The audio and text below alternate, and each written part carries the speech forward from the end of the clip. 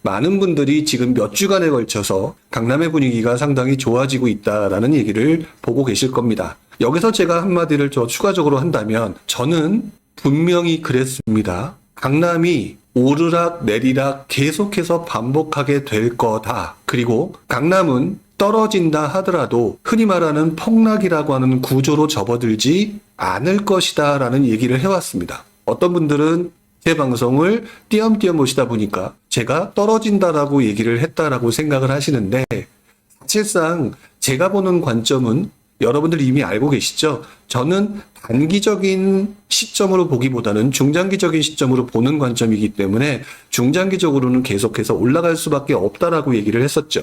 그런데 우리 주변에 있는 사람들은 항상 단기적인 시각으로 보게 되는데요. 그러다 보니까 바로 지금 보시는 이런 기사들을 볼 때마다 여러분들은 흔들리게 되는 것 같습니다. 자, 보시게 되면 강남은 연일 신고가라고 얘기를 하고 있고요. 결국에는 토호제가 해제되면서 강남 아파트가 상승한다라고 얘기를 하니까 서울시에서는 얼마 전에 답변을 이렇게 내놨습니다. 상승률 0.7%밖에 불과하다. 그러니까 니네들이 말하는 것처럼 이런 것은 아니다. 이런 얘기를 했는데요. 생각해보면 공색한 발언입니다. 상승한 건 맞잖아요. 다시 한번 바꿔놓고 말하면 누군가가 던져놨던 그 돌멩이 하나로 인해서 지금 현재 일파만파 벌어져 나가고 있는 것들은 사실이죠. 자, 그러다 보니까 여기와 연관돼서 여전히 많은 사람들이 투자해서 돈을 벌고 싶다라는 생각을 갖고 있는 사람들 입장에서 보면은 경매 시장도 들썩거리고 있고요. 맨 아래 기사를 보게 되면 헬리오시티, 여러분들이 가장 관심이 많았던 헬리오시티 같은, 사실상 송파구에서 가장 거래량이 많았던 아파트 중에 하나죠. 이 아파트가 경매에 87명이 몰렸다. 이 말을 여러분들은 이렇게 생각을 해주셔야 됩니다. 이 시장에서는 수요라고 하는 부분들은 결국 오르락 내리락 하면서 당시 상황에 따라서 변화하는 게 수요다라는 거고, 지금 여러 가지 조급한 마음으로 인해서 여러분들의 분위기가 지금 달아오르거나 조급함이 점점 심해지고 있는 부분이죠. 그래서 밑에서 두 번째 기사를 보게 되면은 매매 과열 현상들이 나타나고 있고, 자, 여기서 한번 생각을 해보시기 바랍니다. 여러분들이 부동산 투자를 할 때는요, 항상 두 가지를 먼저 생각을 해야 됩니다. 원래는 제가 세 가지를 먼저 생각을 해야 된다고 얘기를 하는데, 그 중에 두 가지는요, 사려고 하는 여러분들의 심리, 그리고 두 번째, 팔려고 하는 매도자의 심리, 그리고 세 번째가 정책 당국자의 심리인데요. 일단 정책 당국자의 심리는 2차적으로 보도록 하고요. 첫 번째는 매도자의 심리와 매수자의 심리를 봐야 되는데, 이미 저는 얘기를 했었죠. 매수자의 심리는 조급해진다. 그렇다면 매도자의 심리는 이왕이면 이럴 때 좀 더 높게 받고 싶다라고 하는 현상들이 만들어지면서 가격을 올리고 매물을 빼는 과정이 만들어지면서 다시 한번 매수자의 조급한 심리가 만들어지는 것이죠. 이 과정을 모르시는 분들은 아마 단 한 분도 없으실 겁니다. 문제는 이 과정을 나의 투자에 접목시키기가 상당히 어렵기 때문인데요. 어쨌든 지금 현재 상황으로 보게 되면 계속되는 강남의 강세라고 하는 부분은 바로 누군가가 쏘아 올린 모멘텀으로 인해서 매수자의 조급한 심리와 매도자의 가격을 올리려고 하는 심리가 같이 축약되면서 시장 자체는 계속되는 강세라는 것들이 만들어진다는 것이죠. 이것들은 상승장이나 그리고 하락장이나 다 똑같이 반응하는 겁니다. 그 기간이 길어지느냐 짧아지느냐의 문제일 뿐 항상 동일한 현상들이 나타난다는 거죠.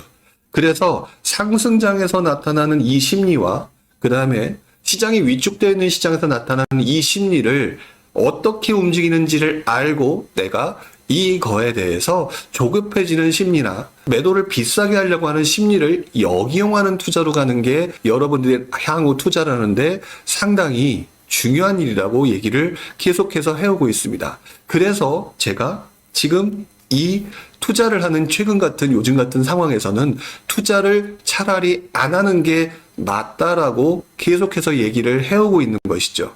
이 말은 바꿔 말하게 되면 나중에 혹시라도 시장이 좋지 않은 상황이 만들어졌을 때 수요가 확 빠진다는 얘기고, 매수자는 조급하지도 않고 떨어지고 있기 때문에 사고 싶지도 않기 때문에 수요는 점점 줄어들고요. 역시 매도자의 심리는 역시 이 시점에라도 조금이라도 팔 수 있는 상황을 만들어내기 위해서 가격을 더 떨어뜨려야 되는 상황이 만들어지는데, 이때 대접받으면서 매수자들이 움직이는 게 훨씬 더 맞다라고 얘기를 하는 겁니다. 실제로 많은 분들이 그동안 봤던 상승장, 무엇을 해도 오르는 시기를 여러분들이 지난 7, 8년 또는 길게 보면 10년간 경험을 했기 때문에 그 조급함이 상승장의 기준점을 잡고 행동을 하게 되는데, 상승장과 하락장이라고 하는 것들을 경험한 사람의 입장에서 보게 되면 상승장의 행동 패턴과 하락장의 행동 패턴이라고 하는 이 개념을 조금 다르게 역이용해서 가야 되는 게 맞다라는 것 같아요. 그리고 그 부분을 여러분들이 생각해야 되는 거고요. 왜 이 친구는 강남만 얘기를 하고 있느냐라고 얘기를 했을 때, 사실상 반대의 나머지 동네, 중급지와 하급지에 해당되는 그 지역에서도 동일한 패턴으로 움직이며 여러분들의 행동을 해야 된다라고 얘기를 했습니다. 자, 어찌됐든지 간에 지금 현재 시장의 모습을 보게 되면은요, 강남 아파트 또는 그 주변부로 번져나가는 뽐새가 굉장히 심각해 보이면서 여러분들을 조급하게 만들고 있다. 자, 그런데 제가 일단 기본적으로 두 가지를 먼저 봐야 된다. 매도자와 매수자의 심리. 그리고 난 다음에 세 번째, 정책 당국자의 상황, 심리와 그 상황을 바라봐야 된다라고 계속해서 반복적으로 똑같이 얘기를 하고 있죠. 자, 그렇다면 지금 현재 상황에서 정책 당국자의 스탠스를 다시 한번 보자라고 얘기했을 때, 좀 전에 그랬습니다. 서울시는요, 토호제 해제 영향이 미미하다라고 하는 궁색한 변명을 했다. 상승한 건 맞지 않습니까? 그런데 궁색한 변명을 했다. 나름대로 여러 가지 정치적인 목적을 가지고 생각을 하고 움직였겠지만, 생각보다 강력한 이 움직임에 되게 당황을 한 것 같죠. 그러니까 이런 궁색한 변명이 나온 것 같고요. 이런 모습을 보면서 정책, 당국의 입장에선 일단 좀 지켜보자라고 하는 현장의 모습들이 나타나고 있습니다. 신문기사에서도 보이는 것처럼. 하지만 여러분이 정책 당국자의 입장이라고 한번 생각을 해보시기 바랍니다. 자, 지금 보게 되면 지금 부동산 시장을 보고 있는 우리 입장에선 부동산만 얘기를 하고 있지만, 정책 당국자 입장에서 자세히 보게 되면 지금 우리를 제일 피곤하게 만드는 게 누구냐? 부동산 시장이냐? 아니면 미국의 트럼프냐? 사실상 가장 큰 문제는 여러분들도 냉정하게 판단하면 아실 거예요. 아, 미국 때문에 지금 골치 아픈 상황이 있는 거기 때문에 일단 여기에 더 포커스를 맞추기보다는 저쪽 남의 동네에서 일어나는 그 상황을 좀 보면서 거기에 포커스를 맞추는 게 좀 더 맞겠죠. 왜? 경제 상황이 문제가 생길 수가 있는 거니까. 하지만 그렇다고 해서 이 부분이 점점점 심각해지는 상황이, 부동산 시장이 심각해지는 상황이라고 한다면 여기도 그냥 넘어갈 수가 없는 상황일 겁니다. 자, 이런 상황에서 지금 현재 나오고 있는 얘기가 올 7월 달에 또 한 번 대출 규제와 관련된 이야기가 지금 언급되고 있는 상황이란 말이죠. 우리는 이미 부동산이 오르기를 바라고 투자를 해서 돈을 벌고 싶어하는 심리가 팽배해 있다 보니까 이러한 토호제자라는 모멘텀으로 인해서 지금 우리 심리가 달아오르고는 있지만, 우리는 이미 과거에 여러 번 경험을 했습니다.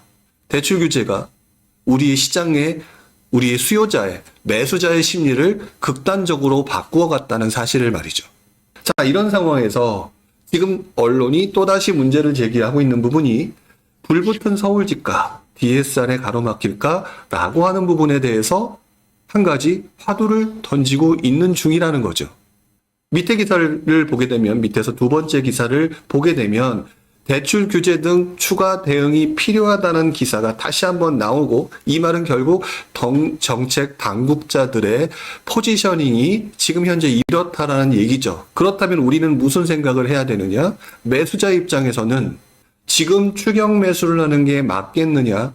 오히려 지금 같은 상황을 지켜보면서 시장이 과거처럼 또다시 위축되는 상황이 있을 것이냐 말 것이냐라고 하는 부분들을 생각을 해봐야 된다는 거죠. 여기서 한 가지 추가적으로 제가 다시 한번 또 여러분들한테 언급을 하지만, 하락이라고 하는 그 상황이 만들어지더라도 폭락이라는 상황이 만들어지는 게 아니라고 얘기를 했었어요. 그렇기 때문에 사실상 많이 떨어진다라고 얘기를 할지는 몰라도 설사 떨어져도 여러분들이 원하는 수준까지 떨어지는 게 아니기 때문에 그 상황을 노리는 게 좋다라고 여러 번 말씀을 드렸었죠. 여기에 마용성까지 들썩거린다는 얘기가 다시 한번 나오게 되면 자, 정책 당국자의 심리는 어떻게 되는 것일까요? 조급해질까요? 아직도 여유가 있을까요? 사실 조급해질 수밖에 없는 상황이 만들어질 수밖에 없을 겁니다. 그러니 또 다른 정부의 각종 대책 또는 규제가 생각보다 빨리 나올 수 있는 상황이 만들어진다는 것이죠. 이게 매수자와 매도자의 심리 그리고 정책 당국자의 입장을 생각해 봤을 때 나타날 수 있는 현상의 앞으로 예상되는 시나리오라는 거죠. 이 부분을 여러분들은 항상 생각을 하고 움직이셔야 되는데 자 보시게 되면 자 보통의 개미님께서 이런 질문을 하셨어요. 하락은 미비하고 상승은 폭등이라면 빨리 사는 게 맞는 걸까요? 라고 얘기를 하는데요. 여기서 조심하셔야 될 부분은 뭐냐면 여러분들은요. 실제 일어나는 현상들을 경험해 본 적이 별로 없는 것 같아요. 마지막에 이 세 개의 당국자와 매수자와 매도자의 심리를 이해한 다음에는 그 다음에 봐야 되는 거는 나는 어떠한 상황인가를 보셔야 되는 겁니다. 지금 말씀하신 것처럼 하락은 미비하고 상승은 폭등이라면 빨리 사는 게 맞겠죠. 그렇지 않나요? 근데 빨리 사는데 언제 빨리 사느냐? 떨어졌을 때 빨리 사는 게 맞는 거죠. 그런데 여기서 여러분들이 간과하는 수많은 문제들이 발생을 합니다. 뭐냐? 실제 시장에서는 이걸 갖다 저는 뭐 일종의 재무 관리라고 보는데요. 여러분들이 그래서 하락은 미비하고 상승은 폭등이라서 빨리 사는 게 맞다라고 생각해서 내가 연끌을 해서 사느냐 아니면 여유 있게 적당한 물건을 사느냐에 따라서 여러분들이 혹시라도 떨어질 수 있는 상황에서 버틸 수 있는 포지셔닝의 기간이 달라지게 되죠. 그래서 상승할 때 폭등이니까 빨리 사는 게 맞다라고 생각하는데 여러분들은 보통 심리적인 표현으로 이왕이면 다홍치마라고 가장 좋은 것을 사려고 하다 보니까 이 금리라고 하는 부분, 시장, 거시경제라고 하는 부분을 무시한 채 막 들어가는 경우가 그동안 많았다는 거죠. 그래서 이 시장은요, 하락은 미비하고 상승은 폭등이라서 빨리 사는 게 맞다라고 하는 누군가의 부추김에 의해서 사실상 합리적으로는 맞아 보이는 내용이니까 나를 보지 않고 그것만 보고 들어가서 결국 나의 재무 관리를 실패한 채 조금 있다가 예상과 다른 흔들림에 있어서 무너지는 상황이 만들어지고요. 이 바닥은요, 그 무너지는 상황이 만들어졌을 때 내가 불용과 같은 사람이 바로 그 사람의 물건을 더 후려쳐서 가져가는 현상들이 만들어진다는 거죠. 실제 시세가 30억짜리가 25억이 됐고, 그런데 누군가가 연끌했다가 시장이 무너졌을 때 이 사람을 후려쳐서 23억에 사는 게 이 바닥에 생니다. 그렇다면 하락일 때는 미비하고 상승일 때는 폭등이니까 지금이라도 빨리 사는 게 맞나요? 라는 질문의 요지가 맞냐 틀리냐라고 하는 이 질문 자체가 틀려버리는 거가 되는 거예요. 나를 고려하지 않았으니까. 실제로 여러분들 알고 계시는 것처럼 2021년도에 굉장히 폭등작이 이어졌을 때 결국 나의 포지셔닝의 재무 관리를 무시한 채 우르르 들어갔다가 시장이 예상과 다른 하락 또는 폭락과 같은 느낌의 상황이 만들어졌을 때 그때 많은 분들이 무너졌고 그때 어설프게 외곽장이 있었던 물건들을 가지고 있는 분들은 지금도 힘들어 하시는 거 아니겠습니까?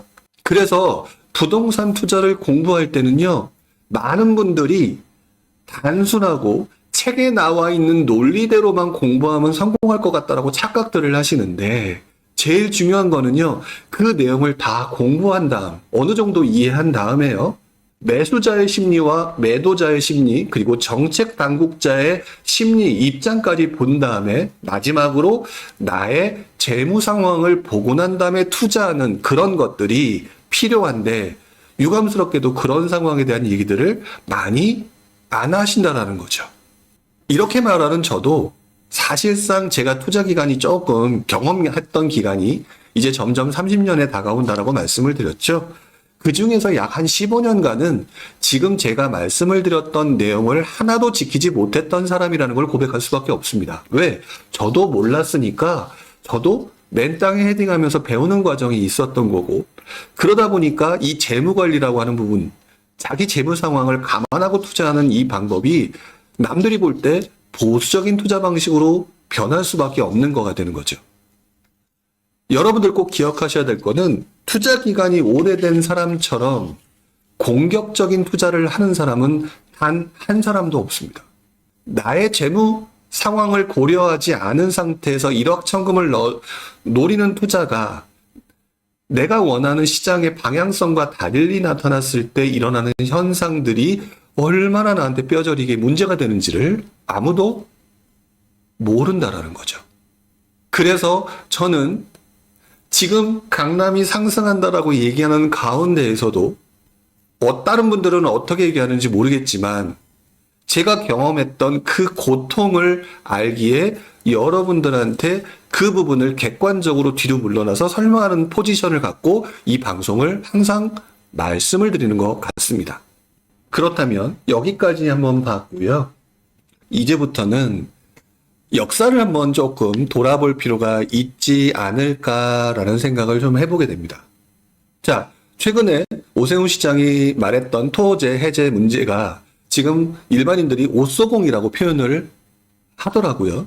오세훈 시장이 쏘아 올린 공이다 라고 해서 약간 그런 식으로 얘기를 하시는 분들이 많더라고요. 자, 그래서 옷소공이 불러온 이 폭풍우 어떻게 될까라는 생각을 하고 있기 때문에 한번 이 기사를 잠깐 보려고 합니다.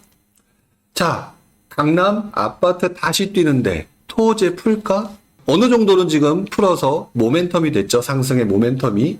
자, 그러면서 약간 오세훈 시장을 비난하는 듯한 느낌의 기사들이 보였습니다. 오세훈 시장이 강남 집값 상승에 기름을 부은 격이라고 얘기를 했고 결국 서울시가 얘기했던 것처럼 오세훈 서울시장 쪽에서는 상승률이 미미하다 0.7%밖에 안 됐다라고 하는 변명 아닌 변명을 했었다라고 말씀을 좀 드렸었죠. 자, 그런데 결국 말은 이렇게 했지만 자, 여러분이 당사자 입장이라고 생각하면 궁색하기도 하고 조금 난감하기도 한 상황이란 말이죠. 그러다 보니까 다시 요 며칠 사이에 분위기와 스탠스가 살짝 바뀌고 있습니다. 자, 밑에서 세 번째 기사, 오세훈 시장이 직접 나섰다라는 얘기를 하면서 한마디로 지금 강남 아파트 급등은 일종의 스프링 효과다. 튀어올랐다. 근데 이게 다시 스프링은 다시 원상태로 돌아간다. 이런 얘기들을 하고 있죠. 하지만 아까 말씀드렸던 것처럼 강남의 상승에 기름을 부은 거는 맞죠. 이것들이 또다시 무언가 문제가 될 소지가 있는 것 같으니까 안타깝게도 맨 아래 기사에서처럼 만약에 집값이 상승하는 상황이 만들어진다라고 한다면 과도하면 또다시 규제하겠다라는 얘기가 나오고 있습니다. 여러분 보시는 것처럼 제가 작년에 강남 집값이 상승하고 있을 때 그때는 거의 대부분 얘기를 하고 계시지 않으셨어요. 그때 대출 규제가 나올 수밖에 없다라고 말씀을 드렸는데 이제는 작년의 경험 때문에 대출 규제가 나올 수 있을 거라는 생각을 하시는 분들이 상당히 많아지셨을 겁니다. 그럼에도 불구하고 역시 좀 부담스럽겠죠. 올라가면 내가 뒤처지면 어떻게 하느냐. 그런데 제가 여러 번 언급을 했지만 올라갔다가 주춤하고 올라갔다가 주춤하는 것들을 반복하게 되면서 시장을 안정적으로 다져가는 모습들이 만들어질 가능성이 높다고 표현을 했는데요. 결국 아까 정책 당국자의 입장도 잠깐 봤지만 결국 서울시의 입장도 이 상황을 조금 더 개선해야 되겠다. 말로는 개선이지만 사실은 이게 규제일 수도 있다라는 사실이 지금 현재 조금씩 나오고 있다는 얘기입니다. 바로 이러한 부분들을 여러분들이 감안을 하신다면 앞으로 상승이 계속 된다라고 생각하신다면 사야 되겠죠. 그러나 지금 추격 매수해서 사는 게 아니라 또다시 이러한 난감한 상황을 경험한 정책 당국자들의 입장에 따라서 혹시라도 규제가 나왔을 때 가격이 좀 주춤할 때 들어가는 그런 포지션을 생각하되 내 입장에서는 내가 가장 적당한 상황과 지역이 어딜까라는 부분들을 생각하고 하라고 하는 얘기를 하는 거라는 거죠. 잊어버리셨을 겁니다. 바로 얼마 전의 모습을 한번 보도록 하죠. 반복되는 오세훈 효과라고 제가 얘기를 했는데요. 이 기사를 보시면 제가 뒤에다가 기사들이 나왔던 날짜들을 보여드렸죠. 자, 기사를 보게 되면 강남 재건축 오세훈 효과라는 내용이 나옵니다. 매물이 줄고 가격이 들썩하다. 이게 2021년 4월 달의 모습인데요. 여러분들 잘 기억하시겠지만 2021년 상반기는 분위기가 엄청나게 달아오르던 것들이 계속되던 현상들이 있었을 때입니다.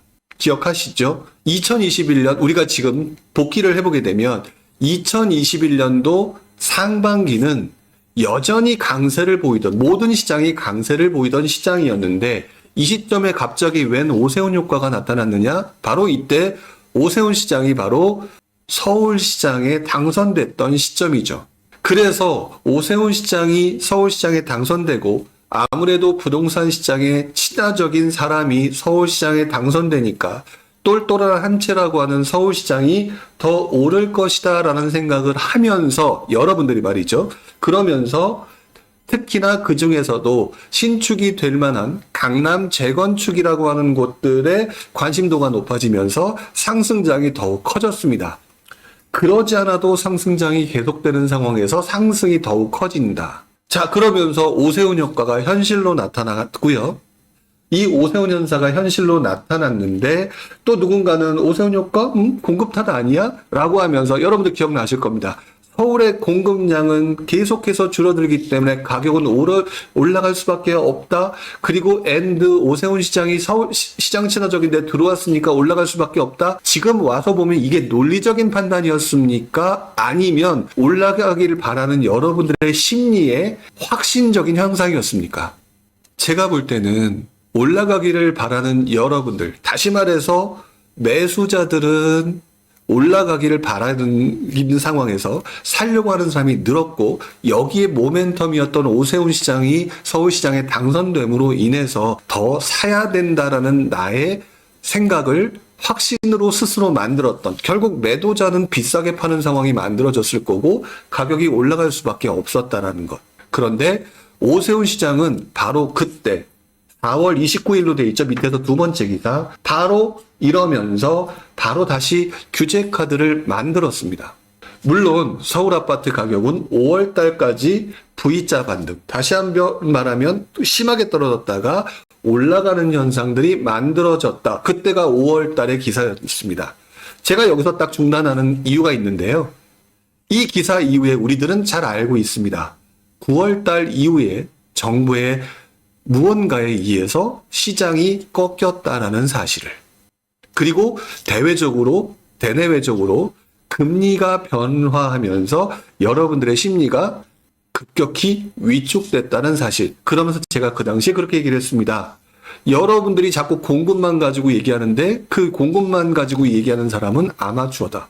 왜 여러분들의 수요가 급작스럽게 변화할 수 있는 구조를 이해를 못하느냐라고 말씀을 드렸던 게 바로 여기에서 나타나는 얘기들이죠. 벌써 2021년이니까 2025년이니까 한 3, 4년 전 얘기죠. 3, 4년 전에 일어났다는 이 현상을 여러분들 지금 기억하고 계신 분이 계십니까? 떨어진 것만 기억하고 있지, 결과만 기억하고 있지, 당시에 오세훈 효과 때문에 가격이 들썩들썩 했다가 예상과 다른 상황 때문에 낭패를 본 사람이 있었다라는 것도 기억하십니까? 바로 이 부분을 여러분들이 알고 판단하면 그렇다면 내가 어떻게 해서 들어가야 되겠다. 누가 강남 사라는 걸 막는 게 아닙니다. 강남을 사더라도 어떤 포지션으로 사는 게 좋다라고 얘기하는 부분, 결국 이게 자신만의 리스크를 해치할 수 있는 재무 관리라고 하는 부분이 필요한 부분인데 이 큰 흐름이 있었다라고 하는 부분을 무시한 채 자꾸 여러분들이 그냥 지금 과거 상황을 하나도 기억을 못하고 상황에만 휩쓸리고 있는 것들이 아니냐는 거죠. 더 오랜 시간으로 전으로 올라가 보도록 하겠습니다. 언제로 올라가느냐? 바로 오세훈 시장이 이번에 서울시장이 되기 전 과거의 서울시장이 되었던 시절 전후로 다시 한번 올라가 보도록 하겠습니다. 여러분들이 당시에 투자를 하셨던 분인지는 잘 모르겠지만 여러분들의 선배들, 많이 차이도 안 나요. 여러분들의 한 10년 선배들, 15년 정도 전에 선배들이기 때문에 사실 여러분들과 동시대 사람이죠. 그분들이 있었던 당시로 돌아가 보도록 하겠습니다. 여러분들한테 그 전에 상황을 먼저 말씀을 드리면 부동산 시장이 지난장이라고 표현하는 그 당시의 상승장 때는 IMF 외환위기 직후에 가장 미친 듯이 올라갔던 최고의 절정 시기는 2006년이었습니다. 2005년과 2006년이 지금 기준으로 말하게 되면 2019, 20, 21년 이 3년의 흐름과 상당히 비슷했던 시기죠. 모든 곳이 다 올랐던 때니까. 자, 그런데 그 당시에 2006년이면 미친 듯이 올라가던 시장이었습니다. 미친 듯이 올라가던 시장에 당시의 화두는 뉴타운이었죠. 당시 이명박 서울시장이 던져 올랐던 입소공이 되겠죠. 이명박 당시 서울시장이 던졌던 뉴타운 사업이 엄청난 인기를 얻기 시작하면서 당시 그 이후에 서울시장으로 후보에 나왔던 오세훈 시장이 당선자가 당시 이렇게 하겠다라고 얘기를 했었던 게 바로 첫 번째 기사입니다. 바로 2006년 5월 달의 기사였는데요. 강북 도심 뉴타운을 50곳을 개발하겠다라고 얘기를 했었죠. 50곳이나 개발하겠다라고 얘기를 하는데 그 중에서도 강북이라고 그랬으니까 강북에 있는 사람들은 누구를 서울시장이 되기를 바랬을까요? 어떻게 보면 약간 정치적인 부분이겠죠? 자, 이러다가 분위기가 너무 달아오르면서 부정적인 여론이 올라오니까 2008년쯤 돼서 추가 없다는 게 확실하게 발표하죠. 근데 그 밑에 기사를 보게 되면은요. 집값을 자극하는 정책은 전면 보류하겠다라는 내용을 발표를 합니다. 하겠다라고 얘기했던 것도 분위기가 달아오르게 되면 결국은 뒤로 빼는 현상들이 만들어지는 거고요. 바로 이 시기 전후로 해서 보게 되면 자, 밑으로 한 번 더 볼까요? 갑자기 서울시장은 더 떨어져야 된다는 얘기를 하기 시작을 합니다. 그러다가 다시 2007년 11월쯤에 보니까 뉴타운을 추가 지정하겠다는 얘기를 또 한 번 하고요. 그 이후에는 무기 연기라고 하는 상황을 만들어내게 되죠. 자, 이게 어떤 의미일까요? 정치인들이 말씀하시는 이 내용들은 그때그때 상황에 따라서 달라진다. 지금 저는 이 영상을 통해서 누구의 말을 나쁘다, 어떻다라고 얘기하는 얘기가 아니라 저는 이번 상황과 맞는 과거 사례들을 보면서 이렇게 시장 따라 바꾼다라는 것들을 말씀을 드리는 겁니다.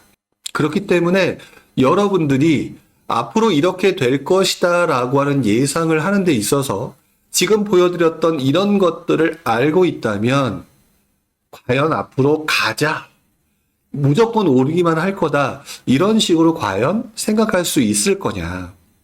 이 부분을 여러분들이 생각을 해보셔야 되고요. 여러분들이 그 과정에서 이것만 가지고도 모든 것 다 알 수가 없죠. 모든 것을 다 알 수가 없습니다. 그렇기 때문에 계속해서 꾸준히 이 시장에서 남아있으면서 당시 일어났던 상황들을 보셔야 된다는 거죠.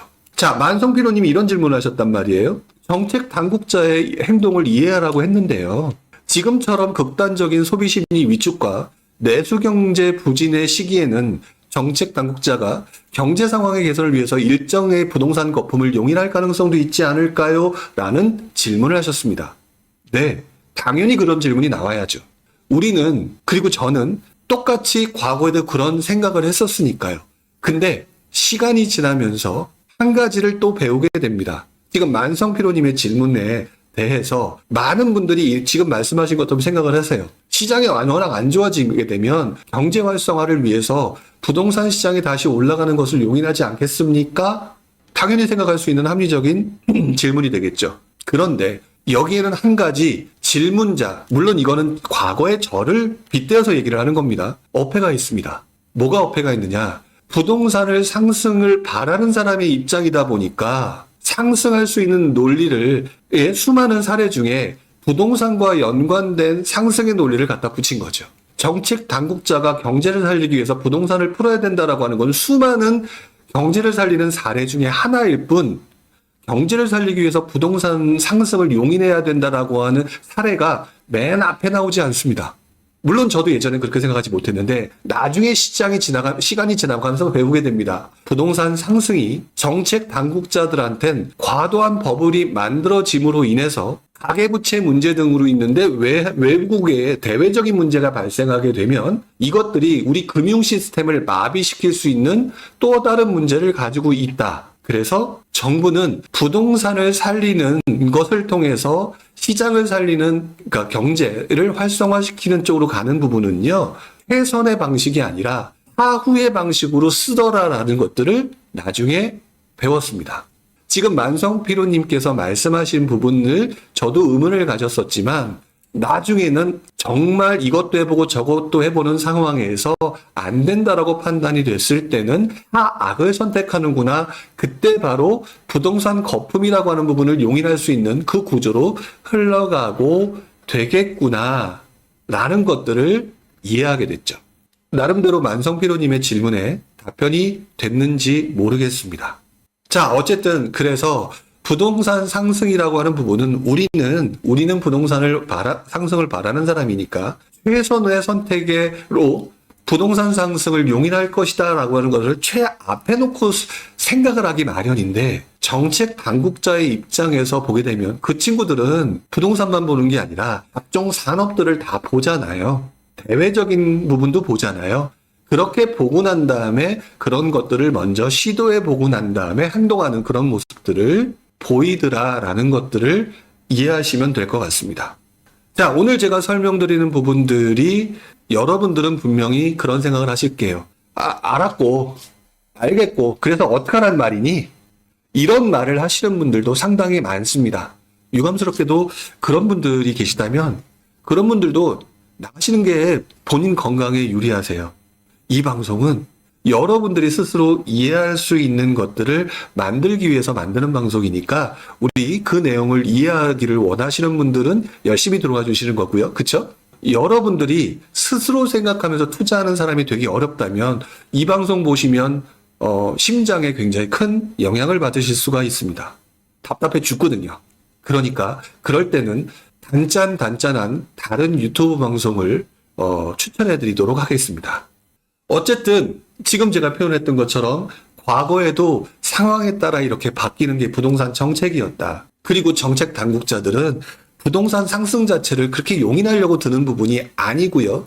더더구나 상승장이 오래된 다음에 나타나는 가장 큰 포지션은 상승하면 부담스러워. 이런 느낌이 든다는 거죠. 결국 오세훈 효과, 2021년의 오세훈 효과 기억나시죠? 여러분들 가슴에 손을 얹고 한번 생각을 해보세요. 2021년 상반기에 그 어떤 누구도 상승이 멈출 거라고 생각한 사람이 없었다라는 거. 그쵸? 여기 계신 여러분들도 그런 느낌이 있으셨잖아요. 그런데 결국 그 이후에 시장이 꺾이게 됐던 상황을 보게 되면 오세훈 효과도 있었고 지난 10년간의 상승도 있었고 그랬는데 무엇 때문에 꺾였느냐? DSR 등등등등 해서 여러분들 보시는 것처럼 DSR, 대출 규제로 인해서 이 부분들이 꺾였다라는 것. 그렇다면 여러분들은 앞으로 어떤 포지션을 잡아야 되느냐? 지금 벌써 몇 년에 걸쳐서 있었던 상황을 말씀을 드렸다는 거죠. 여러분들, 우리는 상승을 바라는지 몰라도 시장을 운영하는 당국자들은 부동산 상승을 원하는 소수의 우리들을 위해서 정책을 펼치는 게 아니기 때문에 항상 다른 생각을 가지고 움직인다. 그렇기 때문에 투자를 하는 우리들은 조급하고 성급하고 이런 흐름으로 움직이는 게 아니라 과거는 내가 몰랐으니까 이런 방송을 보면서 조금 경험했던 사람이 이런 얘기를 하는구나 라고 하면서 스스로 판단하는 기준을 만드셔라. 이 부분을 제가 계속 강조하는 거죠. 이제 시청자 수가 한 300여 분 정도 됐죠? 300여 분 정도가 됐는데, 좋아요 다시 한번 좀 팍팍팍팍 눌러주시고요. 저는 이 동시 시청자 수를 보면서도 또 한 번 느끼는 게 있습니다. 왜? 아까 어떤 분이 그렇게 얘기를 하셨어요. 지금 강남이 급등하니까 지금 글로 몰려가가지고 동시 시청자 수가 조금 작은 거 아니냐라고 생각하시는데, 부분들이 있었는데요. 저는 조금 다른 생각을 갖고 있습니다. 저는 계속 방송을 해왔잖아요. 과연 가서 강남을 살 정도의 수준이 계신 분들이 제 방송을 본다라고 생각하지는 않습니다. 오히려 그래서 그분들이 글로 가셨기 때문에 지금 시청자 수가 줄어들었다가 아니라 전반적으로 지금 우리는 여전히 투자를 하기를 원하는 사람이기 때문에 부동산과 관련돼서 생각을 하지만 저는 지금 부동산 시장을 바라보는 수요, 다시 말하면 캐파죠. 캐파가 줄어들어 있는 상황이다라는 하나의 근거라고 봅니다. 여러분들도 잘 아시고 저도 기억하지만 몇 년 전만 하더라도 제가 라이브 방송을 하게 되면 최소 600명 이상이 들어오셨어요. 그리고 조금 뭔가 기대할 만한 내용이다라고 하면 1000명이 훨씬 더 넘었었죠. 그런데 지금은 강남이 올라갔든 아니면 강남이 지금 주춤하다라고 하는 몇 개월 전이든 똑같이 이 정도 수준에서 움직입니다. 그렇기 때문에 지금은 여러분들이 객관적으로 부동산 상승, 부동산은 시장에 관심 있는 우리가 아니라 일반적인 관점으로 보게 되면 부동산 시장을 바라보는 사람들의 캐퍼가 줄어드는 게 맞다라고 저는 느낌이 오죠. 한결나나님이 이렇게 표현해 주셨네요. 지금 남은 우리가 승자, 점점점 해주시는데 그렇게 해서 많은 사람들이 떨어져 나가고 그것들이 수요의 감소로 나타나서 부동산 시장은 이제 끝났어 라는 상황이 만들어지게 될 때 샀던 사람이 결국에는 승자가 됐거든요. 자, 잘 생각해 보세요. 여러분들 많이 조급할 수 있겠지만 제가 처음 투자를 했던 97년, 8년 때부터 지금까지 항상 투자를 하면서 기분 좋은 적이 별로 없었습니다. 항상 조급하고 항상 왜 이놈의 시장은, 왜 이놈의 정부는 왜 이렇게 규제만 하는 거야 라고 생각했던 것들이 너무 많았거든요. 그래서 속된 말로 가슴을 애리는 감정을 갖고 있었던 시간이 훨씬 더 길었습니다. 그리고 그 기간 중에 많은 사람들이 떨어져 나갔을 때 버텨낸 사람이 승자가 되는 것들을 정말 많이 봤기 때문에 여러분들 그 기간 동안, 그래서 제가 여러 번 말씀드렸죠. 지금은 일종의 동호회 활동처럼 우리 이 시장을 즐기자, 너무 조급해하지 말자라고 계속 얘기를 드려왔었잖아요. 그쵸? 어떻게 보면 지금 현재 남아 계시는 약 한 300여 분들이 계속 들어오시면서 유지를 해주고 계신데 저는 이 방송에 들어와 주신 분들이 우리 동호회라고 생각을 합니다. 저랑 같이 부동산 시장이 어떻게 흘러가는지 배우고 그리고 그 과정에서 떨어져 나간 사람을 보면서 즐거운 마음으로 자 이제 조금 준비를 해볼까요? 그리고 이제 들어가야 되는데 과거에 이런 부분이 있으니까 이런 부분 조심합시다. 부동산 노포 동호회에서 바로 같이 해나가는 게 가장 좋다라고 생각을 하는 것이죠. 얘기를 하다 보니까 오세훈 시장의 오세훈 효과라는 얘기만 가지고 약 한 50분을 했거든요.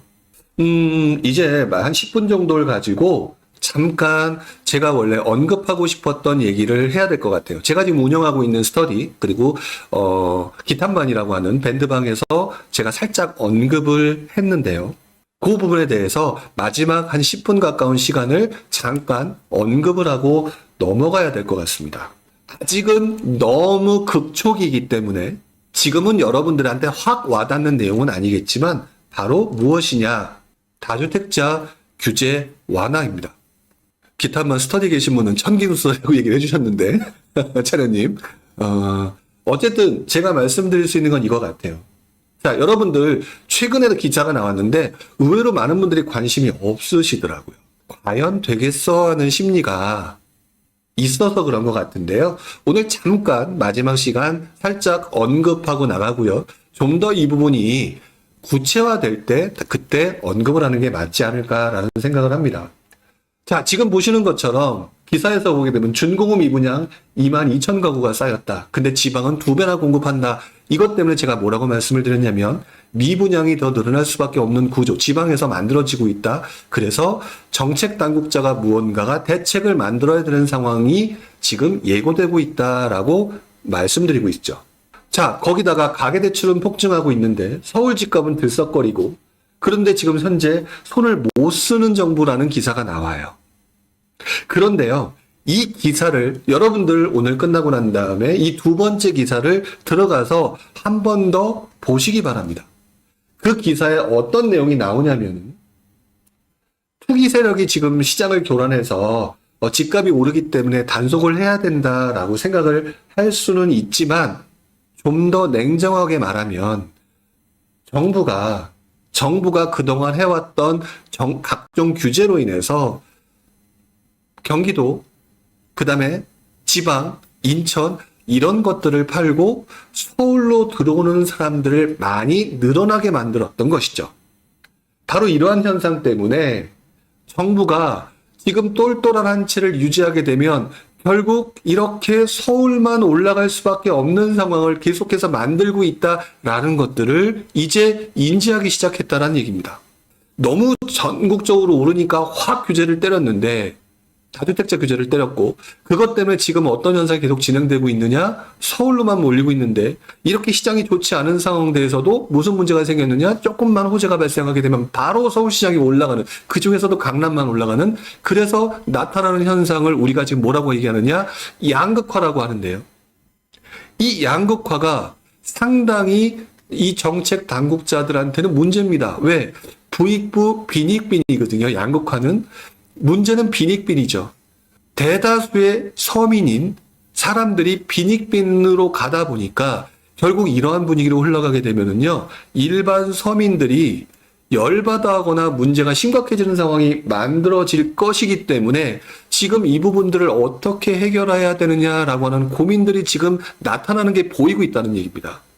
거기에 첫 번째 기사에서 말씀을 드렸던 것처럼 지방이 되게 심각한 문제가 하고 있잖아요. 자, 그러면 뭘 해도 서울이 올라가는 상황, 뭘 해도 지방이 지금 애매한 상황이 되는데 본질적으로 똘똘한 한 채 때문에 만들어졌던 내기라면 누구 때문에 만들어졌어요? 뭐 때문에 만들어졌어요? 다주택자 규제하니까 만들어진 거잖아요. 근데 다주택자 규제를 할 때 우리 그동안 마녀 사냥을 해왔단 말이죠. 뭐라고? 다주택자들은 적이다. 그랬는데 이제 궁색해지기 시작하는 겁니다. 그 분위기는 이미 많이 만들어졌는데 이제 뭘 해도 서울의 일부 지역에 올라가는 양극화가 만들어지니까 이게 점점 더 심각해지게 되면 사회적인 불안 현상이 만들어질 수 있다라는 거죠. 바로 이러한 현상들은 정책 당국자로 하여금 이 부분을 해소해야 된다. 뭐냐? 양극화를 해소해야 되고요. 지방 문제 해소해야 되고요. 이런 부분에 가장 최선이 뭘까라고 하는 부분들을 해결해야 된다라고 하는 암묵적인 고민들이 있을 겁니다. 그러면 여러분들이 회사에 있는 임원이란 뭐라고 하겠습니까? 가서 그 방안 한번 만들어 와봐. 자, 그러면 여러분들은 그 다음에 무슨 행동을 할 거냐? 과거에 있는 정책에 있는 선배들이 했던 과거 데이터 막 열어보면서 찾아보겠죠? 그것 때문에 제가 여러분들한테 과거의 역사를 얘기하고 있고요. 그런 상황에서 결국 이것들을 해소할 수 있는 방안이 지금은 대다수의 사람들한테 설마라고 하겠지만 생각해 보시기 바랍니다. 똘똘한 한 채가 만들어지게 된 게 다주택자를 적으로 규정하면서 발생됐던 문제. 근데 이 서울의 극단적인 상승을 갖다 해결할 수 있는 것들은 결국 그때 만들었던 분위기를 바꾸는 것, 다주택자와 관련된 부분입니다. 두 번째, 아까 말씀드렸던 지방과 관련된 부분을 해결하려고 한다면 아무도 안 사는 이 주택을 실수요자뿐만 아니라 다주택자들도 사게끔 만들어야 되는 문제고, 그리고 여기서는 표현을 안 했지만 전세 가격이 상승할 수밖에 없는 공급 부족이 만들어진다면 자연스럽게 전월세의 불안이 만들어지는데 다주택자가 물량을 내줘야만이 전월세 가격이 안정될 수밖에 없다라는 사실을 이제 아마 다시 한번 과거 사례를 보면서 뒤적거릴 수밖에 없고 그런 부분이 보인다. 그러던 차에 바로 국민의힘이 무언가를 던졌습니다. 그게 뭐냐? 종부세 완화 부분이죠. 종부세 완화, 그냥 종부세 완화할까요? 여러분 잘 생각하셔야 되는 게 뭐냐면요. 정부는 진짜 하고 싶은 것을 맨 앞에 내세우지 않습니다. 제가 경험한 바에 의하면. 맨 앞에 안 내세우고요. 다른 거를 앞에 놔서 물타기라는 경우가 상당히 많습니다. 그래서 종부세 부분이 너무 과도하니까 이 부분을 한다? 그럼 종부세를 완화하게 되면 누구한테 혜택 받아요? 다주택자가 혜택을 받는 거 아닙니까? 2013년도에 당시에 재건축 초과이익 환수제, 분양가 상한제 폐지라고 하는 부분들을 해지를 하는 과정에서 여러분들 많은 사람들이 불만이 많을까봐 당시 초과이익 환수제라든지 분양가 상한제 폐지라고 하는 부분이라고 노골적으로 표현 안 합니다. 그때 만들어졌던 그 제목이 뭐였냐면요. 부동산 3법이었어요. 퉁친 거죠. 그래서 그 안에 있는 그 중요한 내용들을 해제를 했었습니다. 그렇기 때문에 바로 이 부분들을 이렇게 풀어나가려고 하면서 지금 일단은 국민의힘에서 던졌다는 거죠. 자, 그러면서 밑에 언론에서 이 문제를 한 번 더 언급을 합니다. 똘똘한 한 채 시대가 끝날까? 많은 분들이 끝날까 말까 고민하겠죠. 지금 이동안 오랜 동안 똘똘한 채가 메인이었고 지금 그래서 몰리는데 될까? 근데 시장의 분위기는요. 중국에서 펼쳐진 나비의 펄럭임이 나중에 뉴욕에서 퍼포머가 몰아치는 것처럼 아주 간단한 데서 시작하게 되기 마련입니다. 그렇기 때문에 결국 다주택 차별 해소라고 하는 아젠다가 던져졌고요. 이 며칠 사이에 있는데 여러분들은 내가 투자해서 돈 버는 거에 관심이 있으니까 이런 게 안 보이죠. 허나 지금 상황에선 바로 이런 식으로 던져졌고요. 이걸 보면서 많은 사람들은 픽픽거립니다. 왜? 하겠어? 그러면서 많은 사람들이 이 부분을 생각하죠. 과연 민주당에서 할까? 그러나 이미 저는 판이 만들어지고 있는 게 보입니다. 왜? 자, 밑에 보시게 되면 지금 누구도 안 할 거라고 믿는 대선 후보 중에 유력한 후보 중에 한 명이 다주택자 막을 수 없다. 세금만 열심히 내면 됩니다. 세금을 조금 내게끔 하면서 유화시켜 해줄 수도 있다라는 얘기를 하고 있죠. 얼마 전까지는 다주택자는 적이라고 얘기를 했던 곳에서 유화되는 프레임이 만들어지고 있다. 오늘은 간단하게 얘기를 하기 때문에 이 정도 수준에서 얘기를 하지만 이 부분을 보게 되면은요, 여러분들한테 큰 흐름으로 보게 됐을 때 지금 이걸로 인해서 곧바로 1년 이내, 2년 이내 언제부터 이게 다 풀릴 것입니다 라고 얘기를 할 수가 없습니다. 정부는 절대로 우리들로 인해서 시장이 불안해지는 것을 원하지 않기 때문에 자연스럽게 모든 사람들이 받아들이게끔 꽤 오랜 시간 다져가는 모습들을 보이죠. 그래서 오늘은 여기까지 얘기하는 게 맞을 것 같습니다. 왜? 너무 여기에 포커스를 맞추게 되면 괜히 호들갑을 떠는 것처럼 보일 수 있는 거기 때문에 자, 여러분들께서 가장 중요하게 오늘 받아들이셔야 될 부분은 시장은 바뀔 수 있다라는 사실. 오세훈 효과도 계속해서 바뀌어왔고 이번 다주택자 규제와 관련된 부분도 바뀌어갈 수 있다. 그리고 이것들은 꽤 오랜 시간에 걸쳐서 파급 효과가 계속해서 바뀌어가게 된다라는 사실들을 기억해야 된다는 거죠. 오늘 내용 중에 수많은 내용들이 있겠지만 오늘 말씀드렸던 각종 정책의 효과들이라고 하는 부분들이 얼마나 중요하고 여러분들이 어떤 포지션을 갖고 봐야 되는지 잘 생각해 보시기 바랍니다. 유튜브나 기타 다른 것들로 인해서 수익을 극대화하기 위해서는 조금 더 자극적이겠지만 어떠신가요? 조금 심심한 방송이죠. 하지만 저는 앞으로 포지션을 계속 이렇게 나갈 겁니다. 여러분들이 재무 관리를 제대로 할 수 있도록 과거의 포지션과 앞으로의 포지션에 대해서 어떻게 시장을 봐야 되는지 그리고 이 내용이 좀 더 깊게 하고 싶다라고 얘기하게 되면 제가 운영하는 다른 방 기타반이라든지 스터디 이런 쪽으로 여러분들이 들어오시면 된다고 생각이 들어요.